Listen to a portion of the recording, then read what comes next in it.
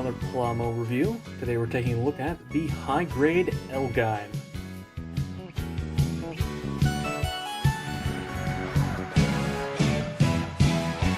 And starting off the review, as always, with the articulation. The head is on a ball joint and doesn't get a ton side to side, though it does get a slight wiggle either way and can look down okay. To be fair, that's not really the neck's fault, aside from not having a second joint. It's mostly just that the head actually goes right down into the chest, both in the front and the back, so it's the design of the suit. The shoulders are on a forward hinge as well as a ball joint. That's part of the new joints in these 1.5. The arm is on an outward hinge, which gets out about that far, but if you push in this little panel, can get out a full 90 degrees to the side, and then to pop that panel back out, you just bring the arm in. Full rotation at the bicep, a 90 degree bend at the elbow, as well as a second joint in the lower arm to get a bit more range. It's not a full bend, but it's pretty good. And the hands, as always, are on a ball joint. Moving on to the torso, it has the same joint as the L-GAIM, which is a ball joint up in the upper chest, and then a rotation at the waist. No front skirt, but the side skirts are attached onto the legs themselves, which means you don't get much of a split. Not that it matters because it's ball joints anyway. However, I will point out the back skirt does get a slight hinge. Not that it really gets in the way anyway, but it's nice to have. As I just mentioned, the hips are ball jointed, and yes, that is the only joint there. However, you can still get 90 degrees out to the front and pretty much out to the back, and about 45 degrees out to the side, as well as a pretty good rotation considering its ball joints. Now, the knee gets about 45 degrees, however, there is a new joint up in the thigh, which is a little bit hard to get out. There we go.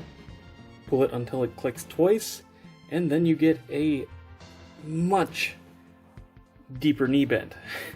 Looks a little bit goofy from the front, but hey, kind of what you gotta do to get that kind of a bend. Then the ankle is on a front to back pivot, which doesn't get a ton of movement, as well as a side to side pivot, which again doesn't get a ton of movement. A rotation, which, yeah, you're noticing a theme. And then the foot is actually fully articulated. The front can fold all the way down, as well as the backs, and these can also hinge out to the side. So the articulation, while not being amazing, is actually really good, and the upgrades that they made to this 1.5 improve it a lot. Now, normally I would do the color correction and then the accessories, but about half the paint is on the accessories, so let's just run through the color correction real quick and then we'll take a look at those in more detail. Black for the visor and the little triangle on the head, a little bit of gray in the neck there, for that vertical rail, let's call it. Black for the arrows on the back of the head, black for the arrows on the shoulders, the black inside of these vents, gray inside of the hip skirts, black inside of the teardrop on the inside of the leg, as well as the arrow on the knee, dark blue for the circles on the ankles, and gray for the inside of the leg. I checked, this is accurate. Then for the power launchers, the light gray of the barrel, yes, these are in blue, so yeah, that blue is the only part of this that isn't painted. The inside of the shield, including the little bar across the mines. However, the mines and the extra beam swords are blue plastic. For the land booster, everything you see that's not white is painted. Then you have to paint the handles for these two hands, as well as the plugs for all the weapons. Okay, hopefully I've edited that down enough that it didn't take very long. Let's talk about the accessories in more detail. Starting off with the hands, you get two closed fists, focus. Then you get a left open hand, which is mostly just for holding up the Buster Launcher, but it's still nice to have. Speaking of the Buster Launcher, you get a hand with the handle molded in, which I would complain about having to paint it, but honestly, given the design of the L-GAIM's hands, this probably would have sucked if it was a separate piece, so I'm actually okay with it. And the last of the old hands, the one that holds the beam sword, or laser sword. I'll be honest, I forget what they specifically call them in L-GAIM, but it's basically a beam saber. And thankfully they actually bothered to include a beam saber effect that's translucent in the 1.5. Since the old one, despite having it as a separate piece, it was molded on the White Runner. And finally, the new pair of hands. These hands with circular holes through them, which are specifically for use with the P. Bandai L-GAIM Mark II, in order for the L-GAIM to hang off of it in its flight mode. Thankfully, I also found out that the jacks fit in these, so you can just have it holding it in a about to plug it in pose, which is nice. And it means that these actually have some use outside of having to buy a P-Bandai kit. Thanks for including them in this kit, Bandai. Next up, let's talk about the shield, which is actually quite a few pieces. Now this just attaches onto the arm using the same pegs as the power launchers. Speaking of the power launchers, you can actually mount them onto the inside of the shield. You can see the 2 peg holes. That is compatible with them. Now it does attach onto the arm very securely, however the fact that it attaches exclusively onto the back of the arm does mean you may have a little bit of trouble getting a good pose with it. I do wish they had given us a little L piece on the new runners, even if it was tan plastic and we had to paint it gray, just so that it could attach onto the side of the arm, but it's not a huge deal. You can still get some decent poses with it. And speaking of the buster launchers, they just peg onto the back of the arm the same way the shield does. Grab one of the cables and plug it into the port on the power launcher, and then plug the jack into the waist. For the land booster, it plugs onto the back with a polycap peg. However, it does have a couple of extra pegs that plug into the shoulder struts, meaning that despite only really attaching with one peg, it does actually stay on very securely. And a nice detail is that I can actually fold up and store away, like it does in the show. However, I will point out it is kind of annoying to pull out the top sail because it locks in both the upwards and downward position.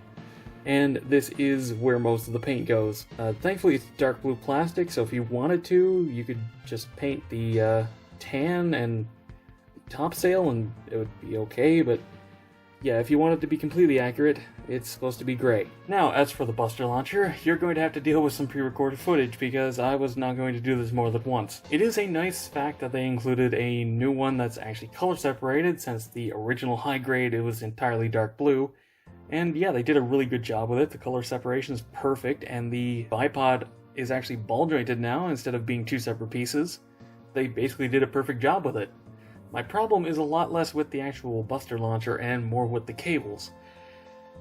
They have too much of a spine to them. It's actually quite annoying to get it posed properly, just because 3 cables are holding it up, and it kind of pushes it out of the holding hand, which just kind of has it sitting there, and it's annoying to do this. And as you just saw, there is one final accessory, which is a new one, a little action base adapter. Now, if you know anything about the L-GAIM, you know that there is a quite neat trick with the legs, and yes, the high grade does pull it off, and it pulls it off incredibly well. Just give it a little tug, and you can actually flip up the leg, and then the pistons just sit into a little cut, and it keeps it up. And yeah, this is where a lot of the frame detail is. Also, you get a ton of leftover parts from the old molds, including the old lower arms, the old head pieces, the old thighs, the old chest, and a whole second buster launcher. And as for a quick size comparison, yeah, the L-GAIM is pretty tall. As a matter of fact, I don't normally do this, but I think having the RX-78 next to it kind of puts into perspective how tall this thing is. It's not massive, but it's a lot taller than your average high grade. So, to wrap this review up, it's hard not to be biased because I'm actually a really big L-GAIM fan, but, well, let me put it this way. It's based on an older kit. The new joints make it a lot nicer. The new parts help with seam lines and articulation, and also fix the proportions on the head. But if you want full color accuracy, you're going to have to put in a decent amount of work in order to get it looking this nice. So I would say I recommend this as long as you don't mind painting, which is hard for me to say because I really want people to buy this, but I have to be honest that it does need paint. Anyway, that's all for this review. Be sure to let me know what you think down in the comments below.